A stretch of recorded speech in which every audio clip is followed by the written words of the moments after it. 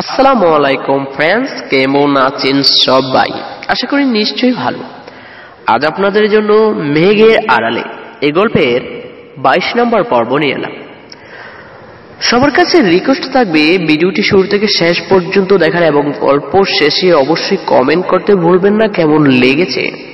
আর যদি এখনো আপনি আমাদের চ্যানেলটিকে সাবস্ক্রাইব করে না থাকেন, প্লিজ এখনই সাবস্ক্রাইব করে পাশে থাকা বেল আইকনটি ক্লিক করে দিন, যাতে পরবর্তী নতুন ভিডিও নোটিফিকেশন পৌঁছে যায় আপনার কাছে। তো ফ্রেন্ডস, চলুন গল্পে ফিরে যায়।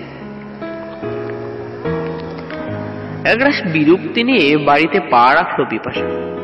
ঘরের মেঝেতেই ছুঁড়ে মারলো পায়ের জুতা জোড়া। বিক্ষিপ্ত বিপাশাকে দেখে সরু চোখে তাকালো স্বপ্না। সোফায় বসে কাজের মেয়েকে দিয়ে নীল পলিশ লাগাচ্ছিলেন তিনি। বেবি, কি হয়েছে তোমার? বিপাশা বলল, মা, বাবা আমাকে মেরেছে। ভাবতে পারছো তুমি? তাও ওই কিরণের জন্য? বিপাশার মা বলল, কি বলছো, কখন? বিপাশা বলল, মা, আমি জানি, জাস্ট আর নিতে পারছি না। দিমান আমার হাতের মুঠোয় বাইরে চলে যাচ্ছে। আমি ওকে কিছুতেই আমার আয়ত্ত রাখতে পারছি না। মা, আমি পাগল হয়ে যাব। Please do something. রত্না মুচকি হেসে মনে মনে বলল, আমি তো সেটাই চাই, তোমরা মা মেয়ে পাগল হয়ে পাগলা গারোতে থাকো। তবে মুখে বলল, please don't cry baby, everything will be okay. Bipasha বলল, মা, কিচ্ছু ঠিক হওয়ার নেই। বাবার অফিসে কিরণ জব করে, আর বাবা সেই 2 টাকার মেয়ের জন্য আমার গায়ে হাত তোলো। খানিকটা সময় মাথার চুল টেনে বসে রইল সোফায়। এরপর ব্যাগ থেকে ফোন বের করে ডায়াল করলো দিমানের নাম্বার। কয়েকবার ডায়াল করার পরেও ফোন তুলল না দিমান। অস্থির হয়ে ফোনটা ছুঁড়ে মারল ফ্লোরে। ব্যাগ কভার খুলে গিয়ে দূরে গিয়ে ছিটকে পড়ল ফোনটা।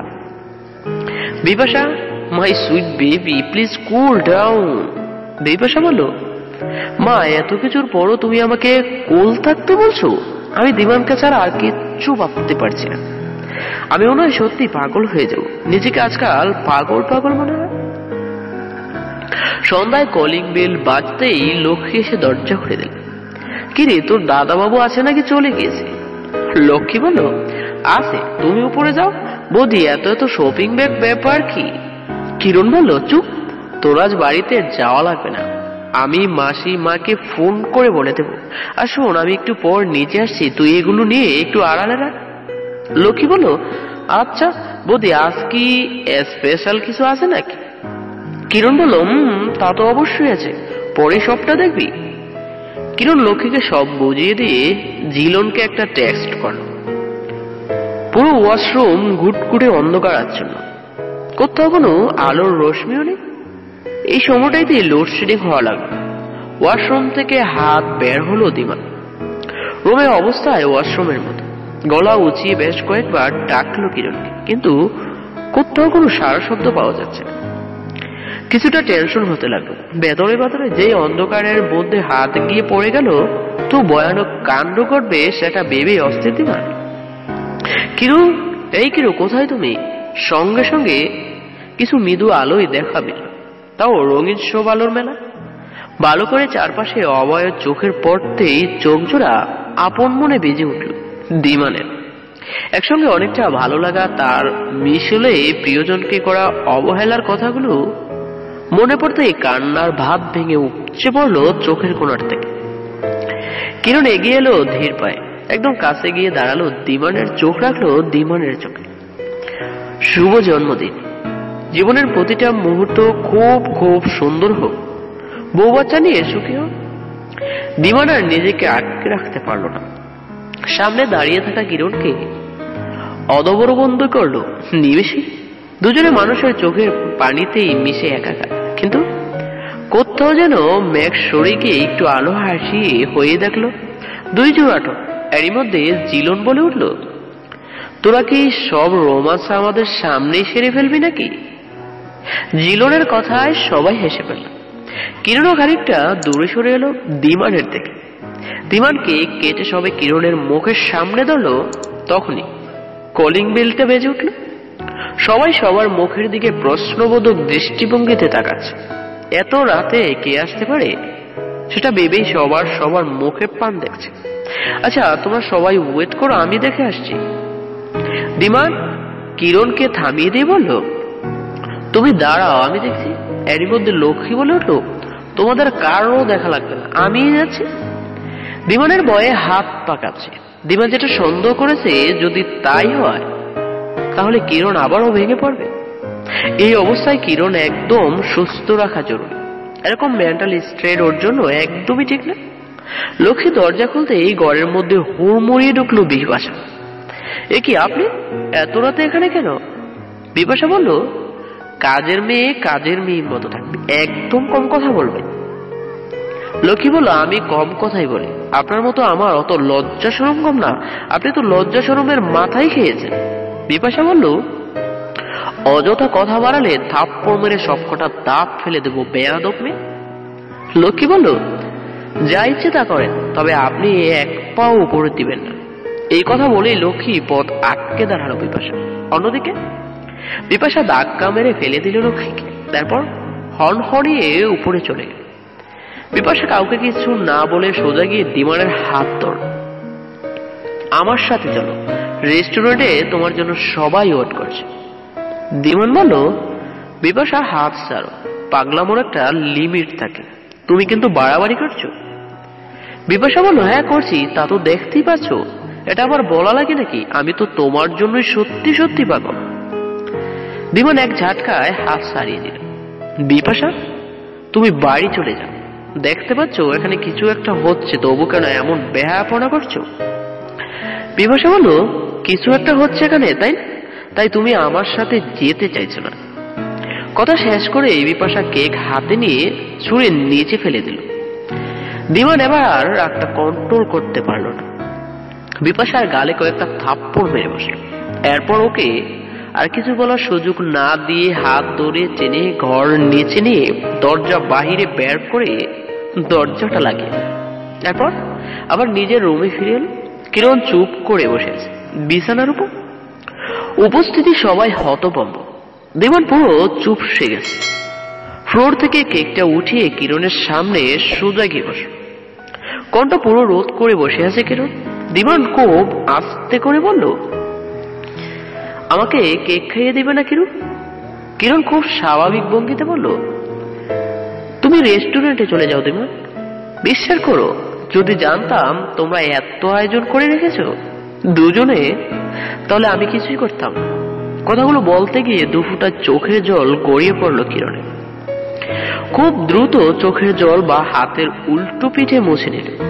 ডিমান্ডের খুব খারাপ লাগছে এই মুহূর্তে। না চাইতো আবার কিরণকে কষ্ট দিয়ে ফেললো।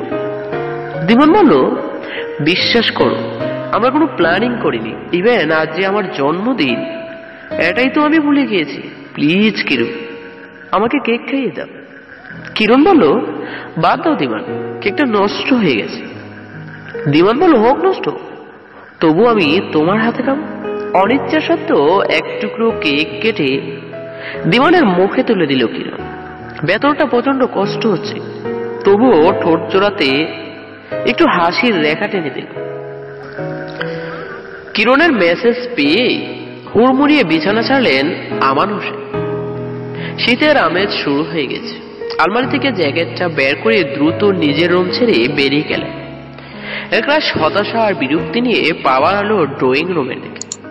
স্বপ্ন তখনও সোফায় বসে ফোনে চেটিং এ মুক্ত। আমান হোসেনকে বেরিয়ে যেতে দেখে স্বপ্না গলা টেনে বলল, কোথায় যাচ্ছ?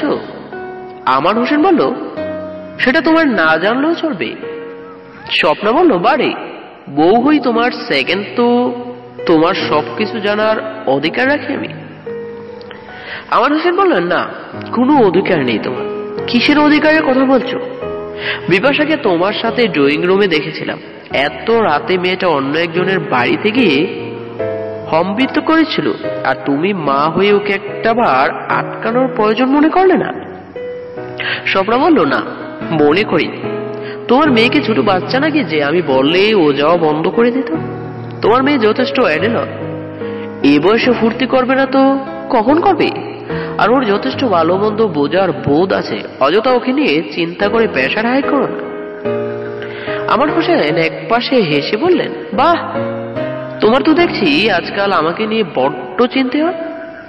স্বপ্ন বলল, হওয়াটাই তো স্বাভাবিক। আমার হোসেন বলল, যাক, শুনে ভালো লাগলো, থ্যাঙ্কস। আর কোনো কথা না বলেই আমার হোসেন সদর দরজা খুললেন। তখনই দরজার সামনে দেখলেন ক্লান্ত শান্ত বিপাশাকে।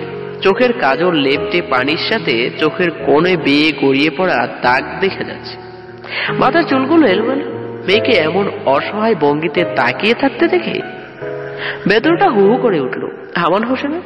তবুও চোখ মুখ কঠিন্য বাবেনে বললেন, ভদ্রমেয়েরা এত রাতে বাড়ির বাহিরে পা রাখে না। বিপাশা কোনো প্রতিক্রিয়া না করে শান্ত ভঙ্গিতে বলল, বাবা, তুমি বোধ হয় ভুলে গিয়েছ, আমার মেয়ে ভদ্র মেয়েদের তালিকায় পড়ে। তুমি ড্রিঙ্ক করেছ? বিপাশা বলল, অতটা অবাক হওয়ার কি আছে বাবা? তুমি জানো আমি ড্রিঙ্কস করা কার থেকে শিখেছি? মায়ের থেকে। মা কি সুন্দর আমাকে 2 টাইম নিয়ম করে ড্রিঙ্ক করত। নিজে করতো, আমাকেও বলতো। প্রথমে জানো বড্ড বিরক্ত লাগতো ওই ছাইপাশ খেতে। এখন দেখো কি রকম অসুব্বের হয়ে গেছে, না খেলে একদম ভালো লাগে না।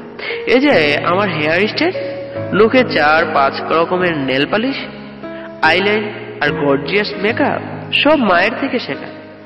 বিশ্বাস না হয় চলো চাচাকে জিজ্ঞেস করে দেখো কতটা নর্মাল লাইফ লিড করতাম আমি।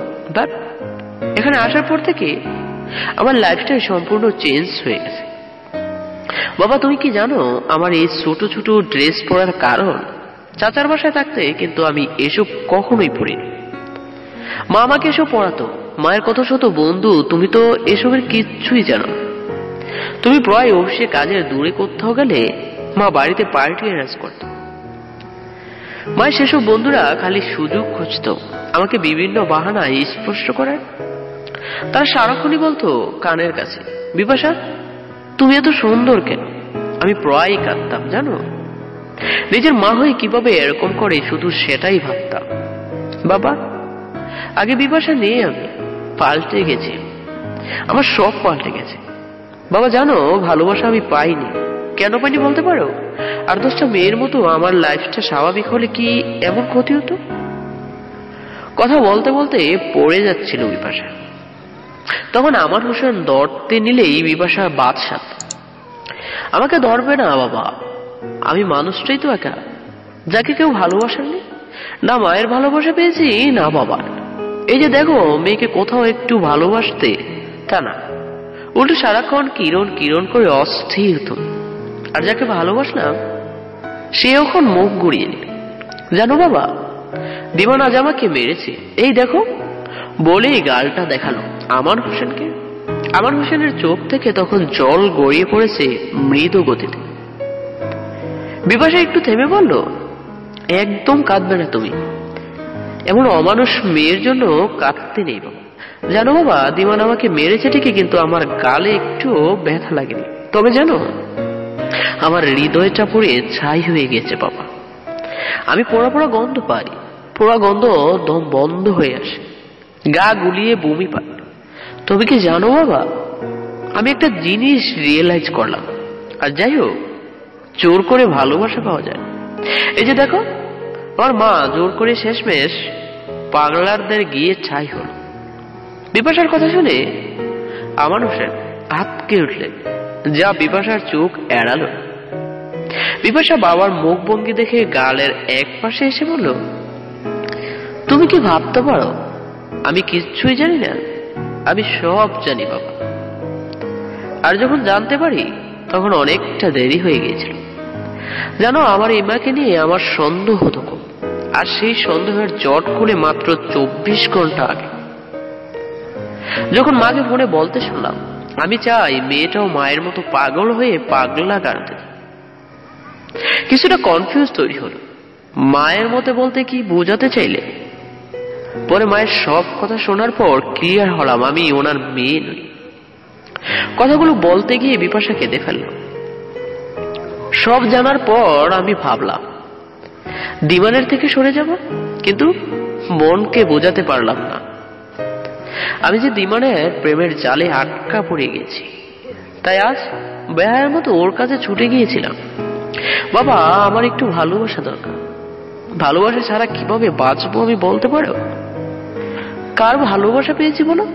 যা চেয়েছি তা পাওয়ার আগেই ঝড়ের বেগে সব লন্ডভন্ড হয়ে গিয়েছে। শেষে দিমানকে আঁকড়ে একটু স্বপ্ন বুনেছিলাম, তাও আর হলো কই? বাবা, কিরণের কি কপাল দেখো, সবাই ওকে কত ভালোবাসে জানি। এখন বলবে ও ভালো তাই সবাই ওকে ভালোবাসে। বাবা, আমিও তো ভালো ছিলাম, কিন্তু আমাকে তো ভালো থাকতে দেওয়া হয়নি। তাহলে আমার দোষটা কোথায় বলতে পারো? সন্তানেরা ভুল করলে বাবা মা তাকে শুধরে দেয়, আর যেখানে বাবা মাই সন্তানকে ভুল পথে চালিত করে সেখানে সন্তানের দোষটা কোথায় বলো বাবা? তবে জানো, খুব আফসোস হয়, আমি তোমার মতো না হলেও পারতাম। কেন যে মায়ের মতো হলাম। তবে জানো, দিমানকে একটা ধন্যবাদ দেব, সে যে অন্তত তোমার মতো ভুলটা করে নিয়েছ।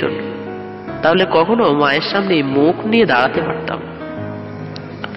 কথা শেষ হতেই ড্রয়িং রুম ছেড়ে হেলে দুলে পা ফেলে এগিয়ে চলল সিঁড়ি বেয়ে। আমার হোসেন জোরে একটা দীর্ঘ নিঃশ্বাস ফেললেন। নিজের করা ভুলগুলো এভাবে তার জীবনে কাল হয়ে ফিরে আসবে তা তিনি কল্পনাও ভাবেন। সবকিছু যেন ভাবনার মাঝে সীমাবদ্ধ থাকে না, কিছু কিছু জিনিস ভাবনার বাহিরেও লুকিয়ে থাকে। একসময় তা বাস্তবতায় রূপ নিয়ে জীবনের দুর্বিশ্ব করে তোলে। চোখ জোড়া ঝাপসা হয়ে উঠল আমার হোসেনের। বুকটা খুব ভারী ভারী লাগছে, খুব মনে পড়ছে রত্নাকে। যদি আজ রত্না ভালো থাকতো, জীবনটা সত্যি বোধ হয় অনেক সুন্দর হতো। এভাবে কয়েকটা জীবন নষ্ট হতো না। একটা ভুল কতগুলো জীবন নষ্ট করে দিল, সেটা আগে না বুঝলেও এখন হাড়ে হাড়ে টের পাচ্ছে। এত কিছুর মাঝেও স্বপ্না নির্বিকার, যেন সে কিচ্ছুই শুনেনি। একই ভঙ্গিতে সোফায় বসে ফোন টিপছে আমার হোসেন। কয়েক মুহূর্তে তাকিয়ে থাকলেন স্বপ্নার দিকে, এরপর একটা দীর্ঘ শ্বাস ফেলে বললেন, এভাবে আমার ক্ষতি না করলেও পারতে। সবই তো দিয়েছি তোমায়, তবু আমার মেয়েটাকে না হয় অভিনয়ের চলে হলেও একটু ভালোবাসতে। স্বপ্ন বলল, আমি তো ওর কেউ না, তাই আমার ভালোবাসাটা ওর না হলেও চলবে। তুমি তো বাবা, তুমি তো ভালোবাসতে পারতে। স্বপ্নার কথায় আর কিছু বলার মুখ রইল না আমার হোসেন। সবাইকে খাইয়ে রুমে এসে বসলো কিরণ। অনেক রাত হওয়ায় জিলনের আর বাসায় ফিরা হলো না। দিমান, তোমার সাথে আমার কিছু কথা আছে। দিমান শুয়ে ফোন টিপছিল, কিরণের কথায় উঠে বসলো। দিমান বলল, হ্যাঁ বলো। কিরণ বলল, দিমান, তুমি বিপাশাকে বিয়ে করে দাও প্লিজ। মেয়েটা তোমাকে সত্যি খুব ভালোবাসে, আর ও অনেক সুন্দর, শিক্ষিত, স্মার্ট। ওকে বিয়ে করলে তুমি চকবে না। দিমান বলল, আর তুমি? কিরণ হালকা হেসে বলল, আমি আবার কি, আমি মায়ের কাছে থাকবো। বাবু হয়ে যাওয়ার পর তুমি আমাকে ডিভোর্স দিয়ে দেবে। দিমান বলল, কিরণ? কিরণ বলল, এতটা অবাক হওয়ার কিছু নেই দিমান। ভুলটা একাশা বিপাশার নয়, তোমার দুজনেরই জড়িয়েছে সম্পর্ক। সেক্ষেত্রে বিপাশাকে একা দোষ দেওয়া যায় না। আর শুধু সম্পর্ক কেন, তোমরা তো রীতিমতো লিভ টুগেদার শুরু করেছিলে। ভাবতে পারছো তুমি কতটা এগিয়ে গিয়েছো তোমরা? সেক্ষেত্রে বিপাশার এতটা দুর্বল হওয়া তো দোষের কিছু না। কিরণ বিষণ্ণ মনে কথাগুলো বলে থামলো। ডুব গিলে আবারও বলল, আমি ভাবছি আগামীকালই জিলন আর নিলয়ের সঙ্গে একেবারে চলে যাও। দিমান বলল, আমাকে ছাড়া থাকতে কষ্ট হবে না তোমার? কিরণ বেশ মিষ্টি করে হাসলো, যেটা বরাবরই করে কিরণ। কিরণ বলল, আমাকে ইমোশনাল করে দিও না দিমান। তুমিও তো আমাকে কত ভালোবাসতে, তবু তো কত সুন্দর নতুন সম্পর্কে জড়িয়েছ। আমারও হয়তো কিছুদিন কষ্ট হবে, তারপর সয়ে যাব। দিমান বলল, আর আমি যদি তোমাকে না যেতে দেই? কিরণ বলল, কিসের টানে রেখে দেবে? ভালোবাসা তো বাগী হয়ে গিয়েছে।